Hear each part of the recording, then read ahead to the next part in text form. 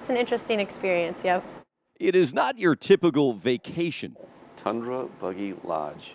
But for Julie Yarrington, showing me her trips to Churchill, Manitoba, where she's worked as a day trip tour guide for 2 weeks at a stretch. The Tundra Buggy looks a bit like a school bus jacked up on a monster truck bed. And that's actually exactly what it was. The Frontiers North was the first company to design the Tundra Buggy, and it was originally a school bus on big tires.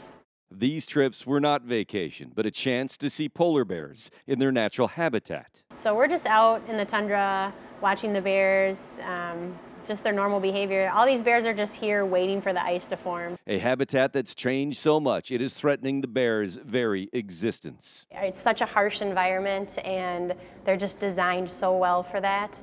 Julie is a zookeeper at Como Zoo, home to two 21-year-old male polar bears, endlessly entertaining, but her work here with them spawned for her an even deeper fascination. Half the time it's dark.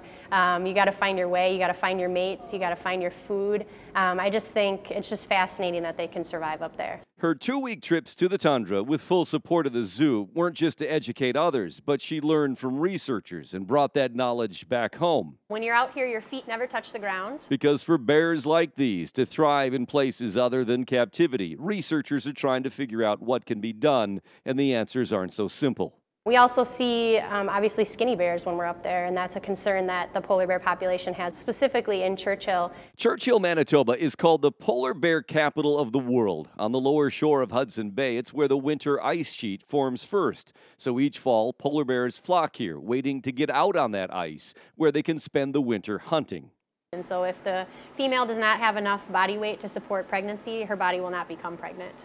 But as the ice sheet has shrunk over the last few decades, lack of food has led to female polar bears having fewer cubs, or sometimes none at all. So they really need to bulk up, and they need to have a big layer of fat so that they can carry those young. So if there's not enough food, that reduces the reproduction rates. Exactly.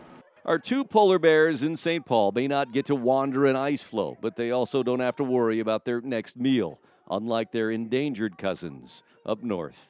And they need that ice to hunt, they need it to breed, they need it to mate. And so unless we get that ice back and kind of curb our carbon footprinting and get our global temperatures back down, the population is in threat. Extinction? Extinction is definitely a possibility, yep. At Como Zoo, Rob Olson, Fox 9.